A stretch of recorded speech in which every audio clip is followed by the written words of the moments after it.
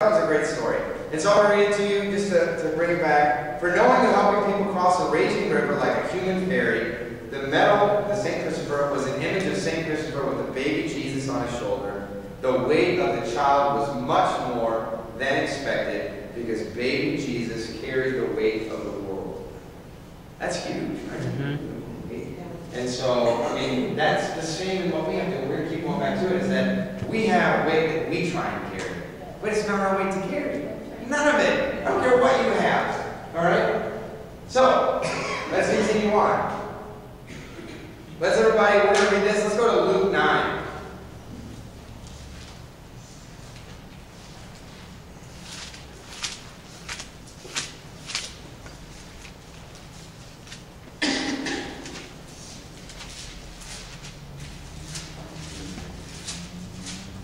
Yeah, I heard I won't tell you who I was carrying the table with one time. Because carrying it, I mean, this is a heavy table. I don't know, I don't forget. But we were carrying a long way. We were in Miami. And I'm walking backwards, as always, somehow. And I said, man, this table is getting heavy. And he says, getting? Isn't it the same weight as when we picked it up? So I slid because I said it's getting heavy. He's like, and the way it comes to me the same, like it's the same. This entire. All right, Luke 9:1. So the whole point is now we talked about all these things that we need to get rid of. We have an itemized amount, but it's everything. But now we're going to talk about what to carry.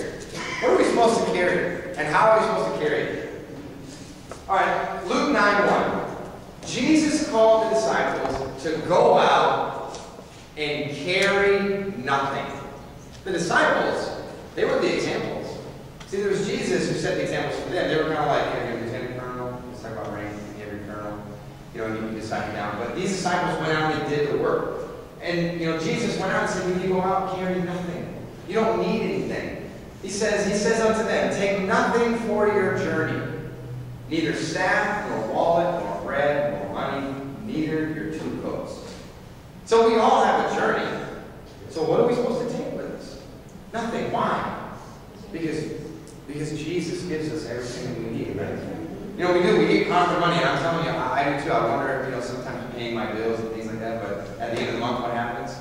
Even if you don't pay it, what happens? Nothing. You know, you're still alive. The things that are most important, you still have. I mean, yeah, your credit score is going to go down, but you just didn't count points.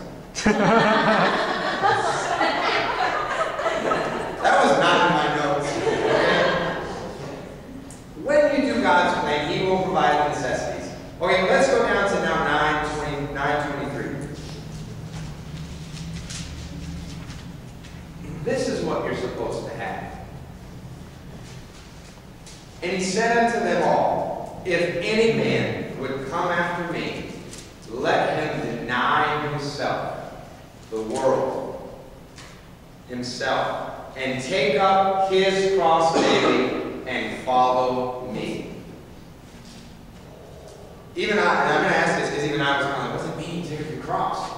You know, we sing the song, I will take up my cross, follow. Take up your cross daily. Well, who's the cross? Jesus is the cross.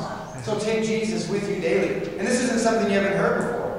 But we got a little tangible items here that's going to help point out some of the things that maybe today you need to get rid of or give up to God. Keep them, but just make sure that God is with you. You want to sit down? Actually, sit down. Almost. Wait! It's harder to get back up. Just hang out. Hey, now the way talking, right? But you haven't given anything. You still have it all? Yeah. Okay. But you feel good? Yeah. Alright. That's a good one.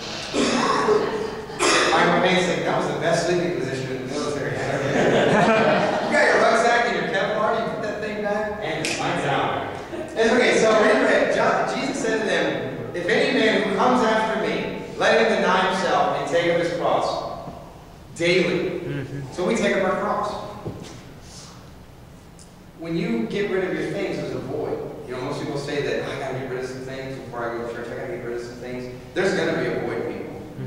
What happens when we quit smoking? Anybody know who's a smoker? Who used to be smoking? What happens? You eat more? Why? You're feeling a void.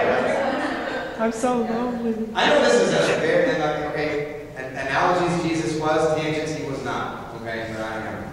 Because I used to spend on. But smoking, just to give you a little tidbit, right? Side note, smoking, the reason that people gain weight when they quit is because smoking burns a lot of calories. Because of the respiratory adaptation that you have for smoking.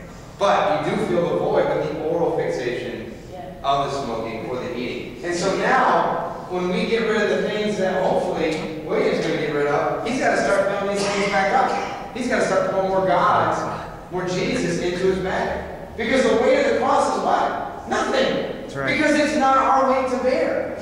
Take Jesus and your church, your people, your everything with you wherever you go. It's good. The word of Jesus weighs nothing, but means what? Everything. Doesn't weigh anything.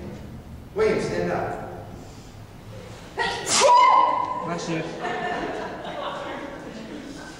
Let's think about it in other terms. I gotta get out of here. I'm moving. It's too hectic. I'm getting divorced. I can't put up with this anymore. I'm out of here. It's not. She did it, not me. He did it, not me. What happens? Go. When you go, what happens? Come on, we know it. We're the Bears lawyer. We're lawyers to our friends. We're mentors to our friends. We tell them we need a degree. We tell them what happens.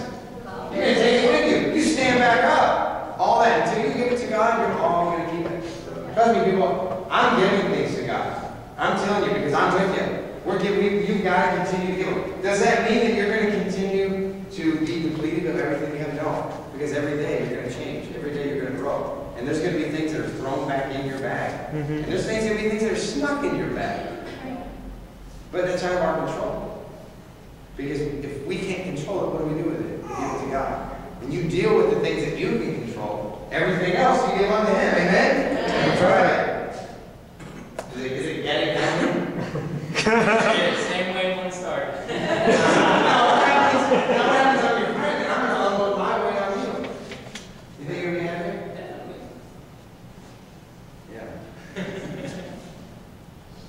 Okay, now we're going to talk a little bit about replacing what's in the bag, and what we already did. And these are just some keynotes that I have. So we take things in our lives, we give them to Christ, and doses back up. All right? Let me tell you what to expect. When Jesus bared the weight of the sin, when He died on the cross, there were some things that happened. Okay? And this is going to be a little motivating to you. And then I hope this happens to you, and it works. When Jesus died on the cross, He bared, and like we said, He didn't have to bear, but He bared the weight of the sin.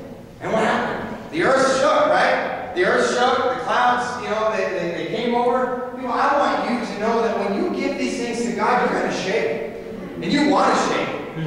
You want to tremble. Because that's how it's going to be your response. They said, what happened? We're dying. No, the earth shook. It's almost like you want everything in a little snowball. I want it to go again. You shake it up a little bit, and it's like, wow, it's back to normal. The snow's falling. And so you want your world to shake. Let your world shake.